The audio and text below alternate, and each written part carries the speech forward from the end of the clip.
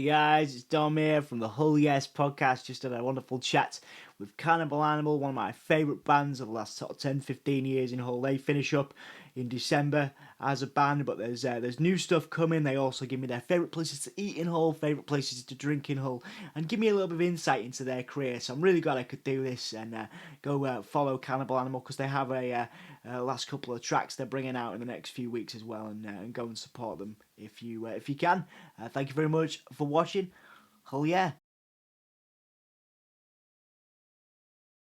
So guys, we are here. This is a new episode of the Hull Yes podcast. My first band on the podcast, Cannibal Animal, one of my favourite bands from over the years. Great to see you, Tom. Great to see you, Luke. How are you feeling? Cannibal Animal finishing up in December. You guys, seem in good spirits, but how are you feeling about it? It's a weird one, isn't it, really? But it feels right, really, to call it a day where it is, just because obviously it's sad. But I think it'll hit us more when we've played the when it comes to that last year. But yeah, it's just we've been doing it for 8 years, haven't we? 8 or 9 years now. Yeah. It's been, and it's, as you say, it's just come to its natural conclusion. We've all sort of evolved into different kinds of musicians, like different kind of music, and I think we was all at one point we all started to pull completely different ways, and that's when we was all like, it's not quite what we it's not always enjoyable anymore. I think COVID as well had quite a big impact on it. We kind of lost a bit of momentum, enthusiasm and momentum when that happened, because we obviously couldn't do anything. I think we're like to the break a bit more than we should have done, and realised it's coming to its end. It was more like I don't think it sounds terrible, but I didn't miss it as much as I thought I would. Right. But, it's nice to just do one last show, and we almost didn't do that, but then I think when we actually thought about it, and there was a fair few people going, "Oh, you can't just go out like that." Come on. Luckily, we have got some stuff that we recorded, and I think that was another reason why I was like, "Come on, we can't just drop these out of nowhere and go, right, here you go, that's it. Take that, that's it." So we thought, why don't we? We'll drop them, and then so they're coming out pretty soonish, and then should be in the next few weeks. Then, I think. Then so we'll two last tracks, and then one last show. Nice one. And then go on to other things. Other pastures. Nice. But we'll talk about those other pastures at the end. You mentioned it was you did a last show.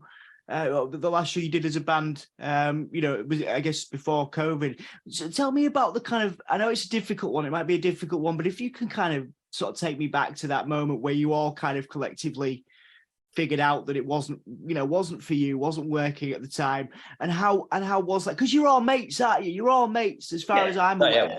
So how was it to kind of have that conversation and be like, look, 8 years, we've had a good, we've done some cool stuff, but it's time to finish it up.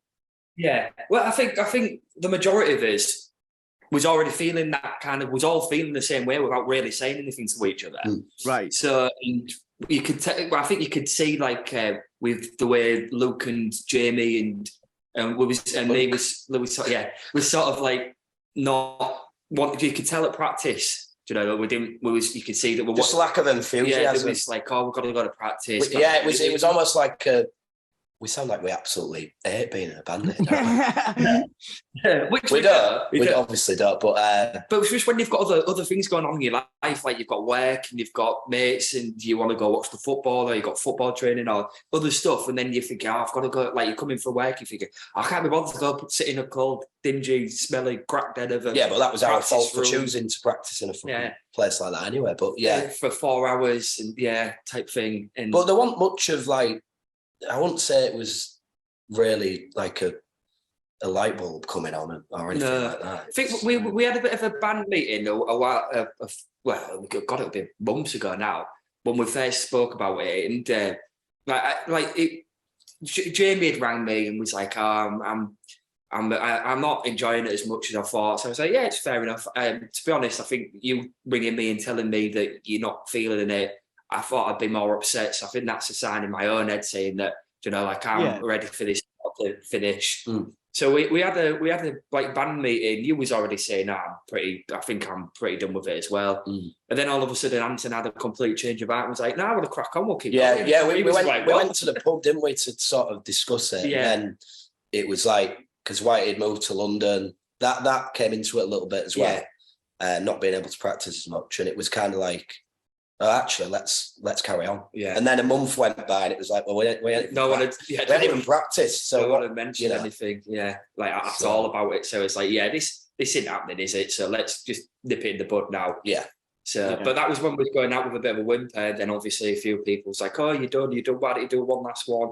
And we had thought about it ourselves. And I think we'd have regretted not doing if we didn't do this last one. I think. Yeah. Oh, you know, a lot of people are excited about it, and we'll talk about that as well. We'll do the plugs at the end. But how do you look back at your time as a band? Because you did some cool stuff. I mean, I remember doing the PR for I Feel Alive years ago, and just being like, you know, it was like this is fucking awesome. Like I wasn't living in Hull at the time, and I was like, this band are fucking changing the game. I remember being so excited by what you were doing, your human manuals as well, like all that stuff.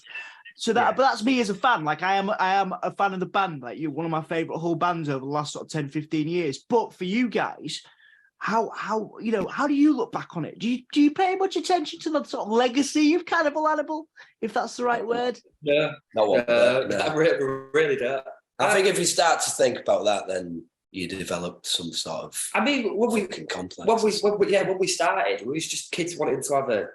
Like young adults wanting to just something to do, really. Something to do. Obviously, being massive music fans as well, but and then it snowballed into stuff, and we started doing stuff. Like if you'd have told us like the stuff we'd end up doing when we first started, we'd have been just laughing at it. We thought we'd just be playing a couple of gigs here and there and all around a bit, maybe Yorkshire and stuff like that. And then obviously we went further afield. I think it was like Mo used to say when we was touring with Psychotic Monks, and we was in Manchester, but we was doing a couple of dates up and down, and we was like, can you believe that? Those kids wrote songs in a Brandsome car park, and these lot wrote them under the Eiffel Tower, the type thing. And it was, we just used to, we did it because me, Anton, and Mo loved messing about playing music and didn't think anything of it, and people liked us, and it was a bit strange. Well, and then now I look back at it, really, it's like the best time of my life. 100%. Yeah, I don't think there wasn't really a moment I hated, really, in the whole time we've been doing it. No, not one bit. It's always been good, though, that when we started the band, it was obviously, we was like best mates when we started, and it's just, if anything, it just got stronger mates, throughout it, and it's one of the things I know, if like a new band came about, it's one of the best advice I give them is go be in a band with your mates, your best mates, rather than decent musicians. I couldn't care less if Mo could play three notes as long as I liked him. I don't think I can. I'd rather do that. I'd rather do that than play with someone that can play like Slash, but I don't get on with that well.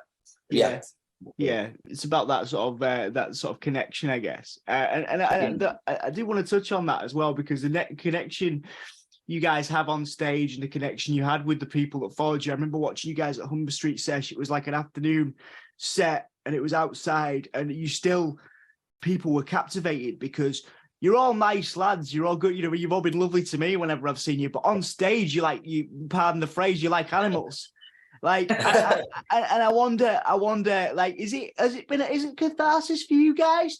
What did you use being on stage as Cannibal Animal for? Because it did feel like a bit of a transformative experience whenever I saw you. Do you know what I mean? It was like, it was a bit, it's a bit crazy. I think when we first started, I remember saying that I wanted us to just be the loudest, noisiest, most aggressive thing that was going on at the time in Hull, I think. Yeah. And it's funny that you say that, because a lot of people wouldn't want to approach us like after gigs and stuff, not because we look like we have some arrogance or anything like that, but just because of the nature of the shows, people would think you wouldn't be able to have a conversation with us, or which was quite sad, really. But then, like you say, people like, what was it when Dan Moore and Matt Page were doing a podcast, I think the Sesh one, and they said about Anson, like that Anson just looks evil.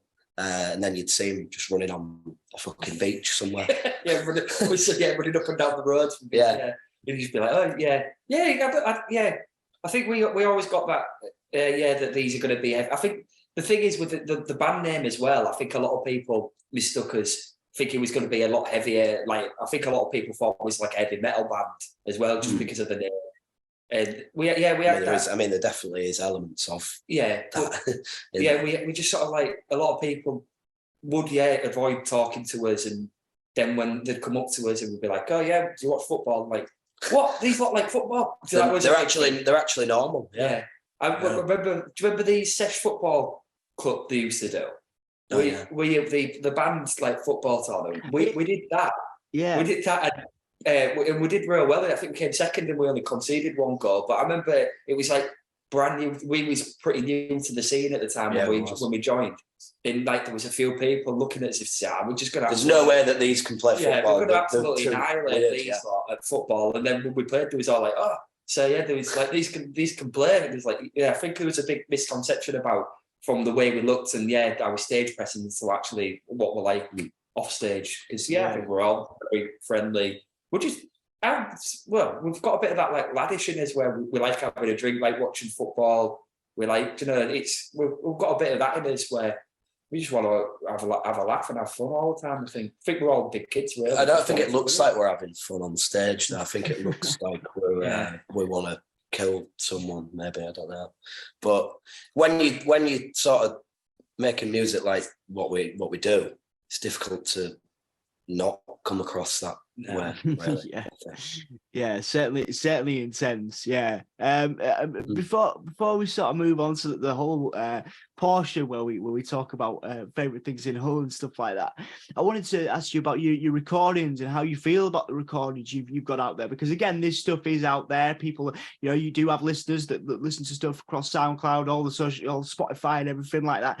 Are you proud of the body of work? We talked about the legacy of Cannibal Animal as a band, but are you proud of the body of work you've done? Because to me, I still listen to some of that stuff in my car, particularly on like nights or whatever, if I'm doing night driving, and it like keeps me awake, it motivates me, do you know what I mean? It gets me in the zone. Like I'm deadly serious, do you know what I mean? So how do you feel about the body of work you recorded? I think it's cliche now, isn't it? But I don't listen to my own stuff. I think loads of musicians don't do the same. I can't stand listening to my own stuff.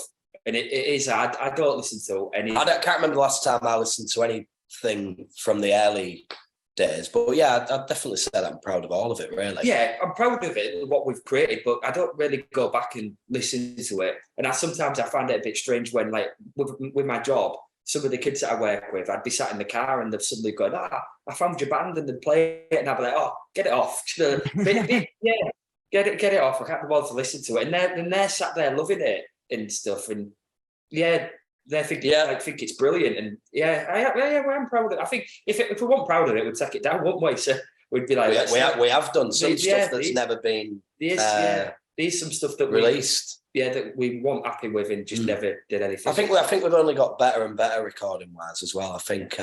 Well, as the band progressed, we managed. Obviously, we had more and more money behind us, and we went to, not to sound harsh to the earlier recordings, we went to more better equipped studios and stuff. And used to go to. We've recorded a fair few. We wouldn't have been able to do it without people like Paddy Tobin and Pat Pretorius. Without them, we would have never had a clue what we were doing in that sense. And then obviously when we started recording at the Nave in Leeds with Alex Greaves, it just got better because the studio's obviously bigger and just got more stuff to hand. You can't as better well equipment. Yeah, as well with the Nave, with it being so big, you kind of you're sort of in that space and you're there for the weekend and you sort of it's surrounded. Whereas like Pat Torres, he was in his garage. I mean, it was good setup and stuff, but he was in there and out. Whereas when you was at Navy, kind of you're in the environment, you're stuck in that environment for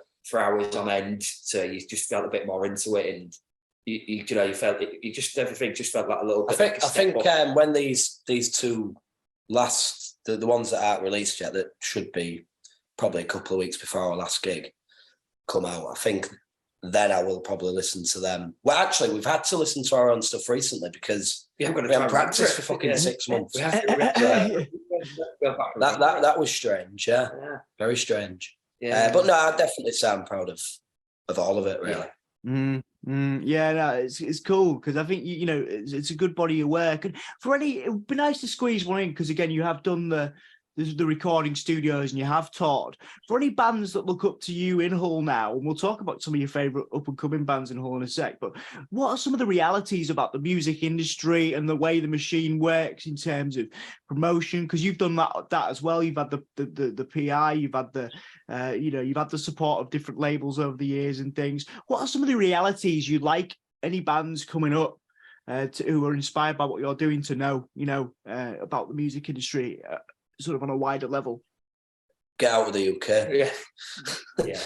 Go get paid proper money to play. Yeah, shows. that was a big thing. If you get to Europe and play in Europe, jump at it, because you get treated incredibly well, you get paid incredibly well, and you have it's a good experience. But I think that's the reality of it in the UK is that you just don't get paid enough money for what you do. Really.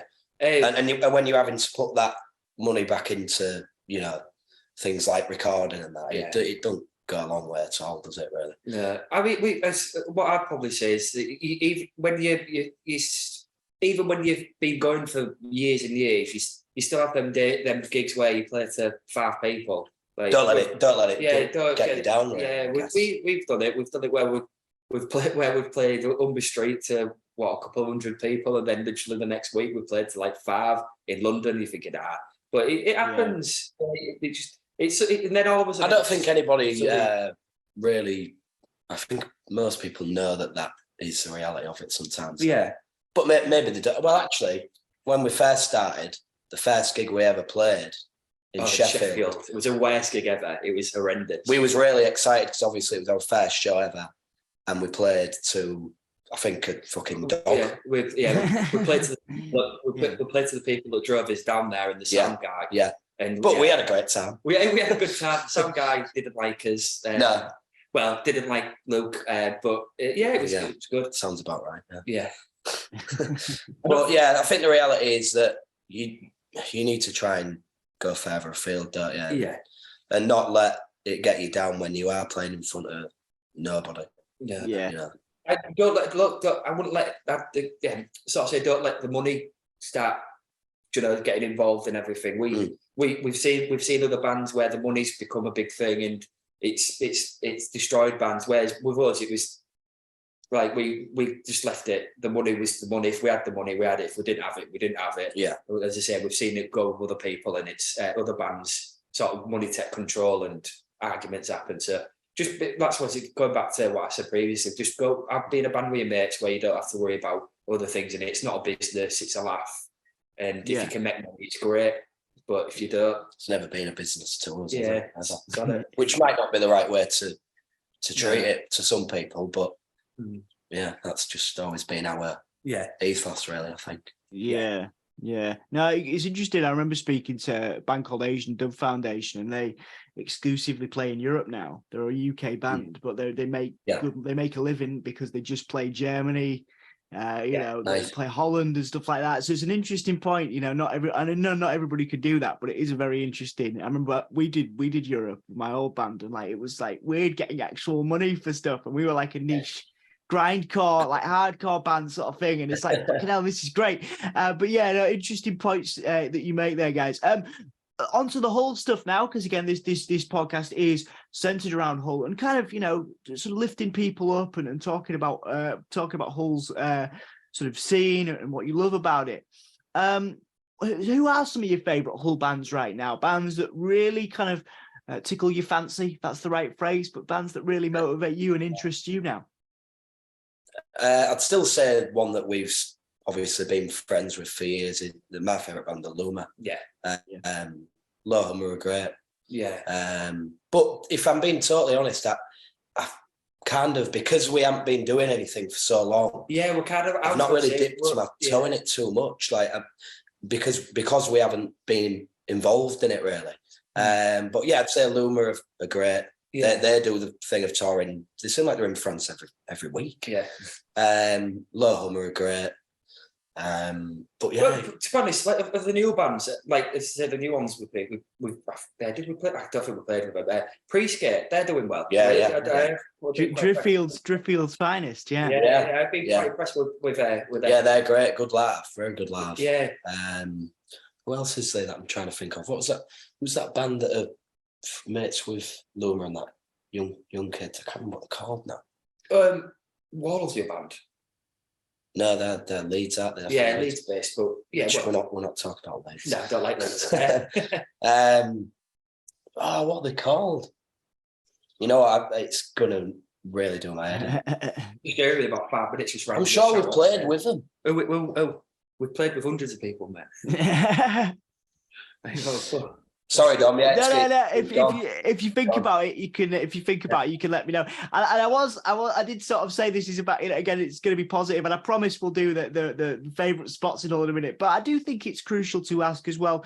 What would you improve about Hull's music scene? I mean, you've talked a lot about going out and leaving the UK even and getting out and touring. Now, you were in quite an active touring band in your, I say we'll call it the prime or whatever. But what would you like to see improve about Hull's music scene, if there's anything? I think there needs to be more venues. Yeah, that's what I was going to say. Is more venues. Like when you go to places like Leeds or Sheffield or Manchester or obviously London, it's massive. But they all seem to have, even the small boroughs that are around the place seem to have like 5 or 6 venues. There is more popping up. Like obviously, Dive have started to. Yeah.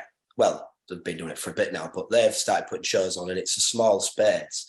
Obviously, we love that sort of atmosphere and that sort of size gig, but it just feels like it's the same venues all the time. You play when you're in Hull, and like they used to have Lamp that was closed down, obviously, which was great. But there just doesn't seem to be enough of it. Especially when you as you go back to obviously our prime days. There was only really Polar Bear, and Adelphi, and Through at the time that we could play. And it was literally them 3. And although we loved all 3, that's why we started putting our own gigs on in our practice space, because it just as a change. Well, not change of scenery for us, but for people who's coming to see it, as I think. And you've got things like Guerrilla Studios, they put shows on. That's great. Well, they've got good gigs in there as well. So that's what I'd probably say. Yeah, it's just a bit more, because when you're playing in Hull 2 or 3 times a month, and you literally play Through, Adelphi, Polar Bear, Through, Adelphi, Polar Bear, and it gets to a point where you're just like, is this something new we can play? Just somewhere pop up. And obviously, Darth pops up towards the end of our never played. Never played sort of our thing. And it never really worked out playing at Darth. I would have loved to have done it, but it just never seemed to really work out, like timings and stuff. So we just never did it. Yeah, so I would say more venues of a smaller capacity, really. Right, yeah, sort of more sort of DIY sort of stuff. Yeah, I think so. But there is, like I say, I'm kind of contradicting myself, because there is those places like Guerrilla, and it's very DIY and like putting gigs on in your own rooms and stuff like that, but just more actual venues like Adelphi, those sort of places. But yeah, fair enough. I totally see what you mean. I can understand that. Yeah, absolutely. In terms of the Hull itself, obviously, again, we a lot of people, we're about being proud of Hull on this show. What is your favorite thing about Hull as a? I'll ask you about the scene. I'll ask you about that in a minute. But in terms of Hull as a city, what do you love most about Hull? Don't know what you're doing there. I'd say probably a very cliche answer, but the people, I think I'd say. Everyone's pretty friendly. Everyone has a sense of humour. Well, not everyone, but most people have a good sense of humour, I think. And it's just like a real, like you say, he was going to speak about the scene, and I'm probably going into it a bit too early there, but the community feel of it in the scene as well in Hull is great. It's unbelievable. Everyone supports each other, and certainly when we were playing, we had like 5 or 6 bands that were all like close mates at the time, and just the sense of community. But Hull in itself, just underrated, I'd say. Gets shit on a lot, doesn't it? Yeah, it's in the media. When people are always saying it's awful and there's nothing going on. I mean, it could be quiet at times, but I kind of like the way that it can be busy and it can be quiet. And then it's not a 24-hour city, so you're not like, if you was in London, it's not always happening. It can be quite calm and quiet at times. Yeah, and I like that kind of thing, that you can go out and have a laugh, but then there's obviously areas where you can just sit at home and it can be quiet. I just think it's again, we moved in about the people. I think it's one of the ones in it where if we take the mick out of all, it's fine. I've got no problem. But if anybody else does it, well, you've never been what you want about. But I have to sit there and say it's awful, and but it's all tongue in cheek, that, isn't it? But it's nice when it pops up on these lists, of like the worst places to visit and all that. It's nonsense, total nonsense. It's great. I think about 5 or 6, maybe 7 years ago or something, I think I used to have something in my head where it was like I'd love to move somewhere else. But as I've got older, not just because I've got older, but I kind of grown to like it a lot more as I've got older. Maybe that's just because I'm boring. I don't know. And there aren't that many tourists. That's always a positive. There aren't many tourists. There's not that many. Yeah, that's good. You can avoid them quite easily around here, which is good. Yeah. I feel the same way, man. As I've got older, I'm like, I'm lucky to have lived quite a few different places in different countries and whatever. But I love being in Hull now. Do you know what I mean? Maybe when I was younger, I was like, nah, this place. I mean, actually, as I'm back, when I came back, I was like, this is mint. The scene is good. The people are lovely. I bloody love Hull. So it's lovely to sort of hear that enthusiasm from you guys. Obviously, it's a similar line of question, but in terms of the music scene, you mentioned there, the community, you mentioned people welcoming and stuff. As a band that were, very much an important part of the sort of alternative music scene in Hull. How do you feel about the music scene, and what have you got to say to, I guess, the people involved in the scene that have supported you over the years? Brilliant. Everyone's just been so great to us over the years. People like Stu Baxter, people like that. The Warren and things like that. I don't know if every city has those sort of things going on. Where if you're stuck and you don't really know how to get started and how to actually form a band and start playing, when you do it in Hull, it seems like everybody just wants to help you. Like I say, with the Warrens, a massive thing in it. That's obviously one of the best things. They helped us out massively at the beginning.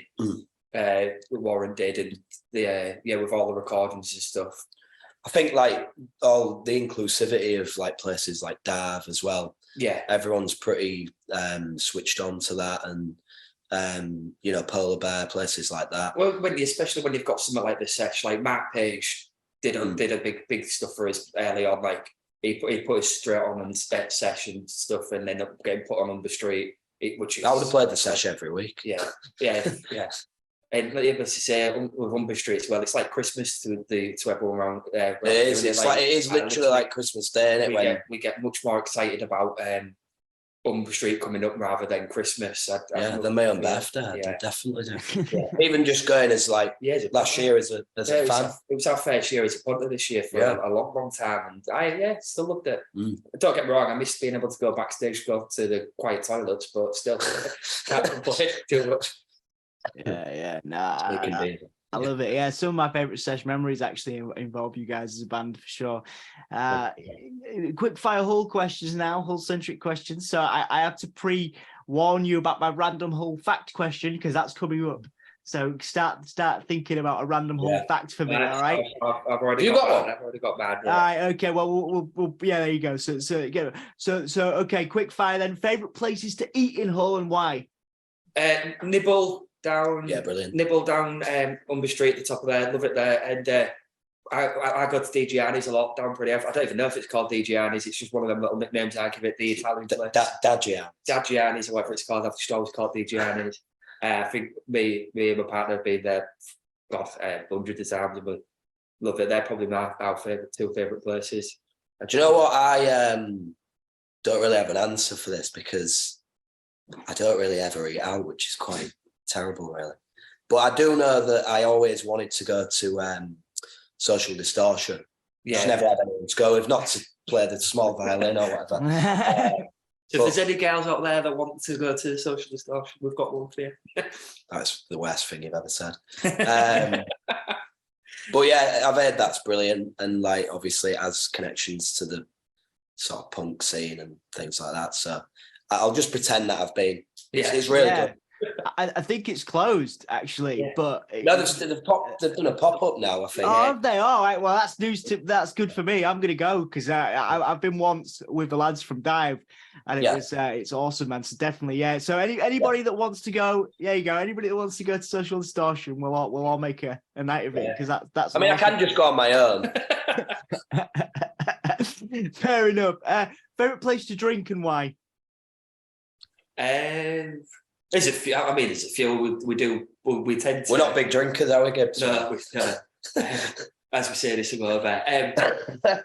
We Polar Bear, obviously. Yeah, Polar Bear's a good place. We got to Pave a lot. Always got to Pave. It's like seems to be the place. Pave. White Art in town. Yeah, great. Queens. Queens, yeah. Queens. Queens is great. To be honest, really, we just like being down Pretty Ave. I think that's really the main thing. Not as much as we. I mean, we used to be down there a lot, but yeah, we tend to stick. I would say my favourite Pretty Ave there, place in Hull to go for a beer. We do occasionally do the Old Town a lot. Yeah. And what's it called? What's Dirty Nelly's called now? We've got Dirty Nelly's. Is it Dirty Nelly's? It's the top. Beverley. Is that the one in Beverley? There is one in Beverley called that. I don't even know if I was alive. Is it Lion and Key then? Oh, Lion and Key. Yeah, that's great as well. Yeah. Lion and Key. There's loads of great places, isn't there? Dive's obviously great as well. Yeah. But I'd say just because of the connection we have with it, it's Polar Bear. Yeah. I wish it was open during the day, Polar Bear. Yeah. Be great, wouldn't it, that? Yeah. Oh, yeah. Having food at Polar Bear would be mint or something, you know. Oh, yeah. Drink, that'd be ace. There you go. All right, it's time. It's time then. Random Hull fact for me. What have you got? There's apparently a Polar Bear ghost. Oh, yeah, God. Down there, Old Town. No way. I took one of the kids that I work with for a ghost walk Halloween, not this year, the year before. And the bloke took us up and down Old Town. No and way. Pointing out all the ghosts and stuff, and he pointed. I can't remember which building it was, but he pointed and said, "There's a polar bear ghost that used to live there because someone bought a polar bear to Hull." And apparently, the reason the pub's called the Polar Bear is because there used to be a polar bear sanctuary just across the way. No. Yeah, this was obviously hundreds of years ago when the doxy was figured, but apparently I don't know that was 5 years ago, was it? No, just a polar bear wandering about. Yeah, but apparently that's why polar bear's called Polar Bear, because it used to be a polar bear sanctuary. Nice. No way. 100 years ago. I could be talking absolutely out my ass, but I have been told that, and it could be completely. Depends if you believe in ghosts as well. Completely fit, but there's a fair few ghosts down there, Old Town. I mean, I don't believe in ghosts, but it was at least interesting. I believe in the polar bear ghosts. Yeah. They put its paw on the window, and it's like even the condensation. And the cleaner just said there's random paws, and you stop putting your hands on there, and everyone's like, we haven't put our hands on there. It's just some guy with like a fucking gun. Yes. He's got this big paw on it that he just brings out his back pocket and just puts on the window every so often. Amazing. The legend of the polar bear ghost. There's a ghost series story in there. In Netflix, get it sorted, Gibbons. Yeah, the polar bear ghost of Hull. Nice one, man. Nice one. Right, you have an escape, Luke. Go on. Right, give me another. I don't have any. Really don't have any. I'm just gonna. I think I can tell you about the giraffe ghost that lives in my back garden. Yeah. No, I don't have one. Yeah. So it's all right, man. It's all right. I'll let it slide. Don't worry. I'll let it slide. I tried to think, but I think that polar bear one did come into my head. Yeah. So. I know. To be honest, I do know quite a few. I went through a period when I was younger. Like, will you give me one? Obsessed with the history of Hull. I know at one point that we was a richer city than London. During the when the Docks were really into swing, we was richer than London, and that's why a lot of our like TV shows have started coming to Hull to film to make it look like London, because we were so rich that our buildings actually look like London. So they could film it. Nice. There you go. That's really interesting. I didn't notice we got 2 facts there. That's good. You got your pass. It's all right. It's all right. Yeah, I'll take that one. Yeah. There you go. Right. Winding down now, guys. 3 more questions before we finish. I think it's important. I know I asked this a little bit earlier, slight variation to this question, but in terms of the fans, in terms of people that have followed you for the years, people that you've performed for in different cities, people that you've performed for in Hull, so not necessarily the promoters and those people that you mentioned as part of the music scene, but the people that came, whether it was one of the 5 people that came to see you or one of the 200 people that came to see you, what is the message for the Cannibal Animal supporters that have supported you since your beginning, and obviously will be there at the December show? I would say Bob and Corinne, we love you. They're unbelievable, them two, aren't they? I mean, I don't know how they do it. I really don't. Yeah. I don't know how they do it. But yeah, they've supported us from day one, haven't they? The mum and dad of the music scene, as we refer to them. Yeah. Corn on the Bob. Yeah, Corn on the Bob. We've called them a few times. I don't know. They've seen us all over the place, haven't they? They've randomly popped up at gigs in London and stuff like that. And you're like, what are you doing here? Well, yeah, for the fans, thanks. it was fun while it lasted, wasn't it? So we enjoyed it. We did enjoy it. I just hope that I don't think people would not want to listen, but for whatever we do next, musically, that people will still want to follow us doing that, really, because I've started something with used to be in Bulgarians with Ryan and Joad. Yeah, nice. And we've started something new, which is a massive departure from anything that we've ever done previously. So I hope that people give it, a chance, just because it's not a million miles an hour, noisy, disgusting stuff. I hope that people will still sort of be interested in it, I guess. But yeah, just, I guess, what Gibbons said, really. Yeah. Thanks to anybody that's ever done anything for us, really. Yeah. From letting us sleep at the the houses or on the floor or whatever, or on the windowsill, to people that have put us on. Or give us lifts. I mean, we've had people literally drop without give us lifts to Sheffield and stuff. So yeah, we've appreciated it all.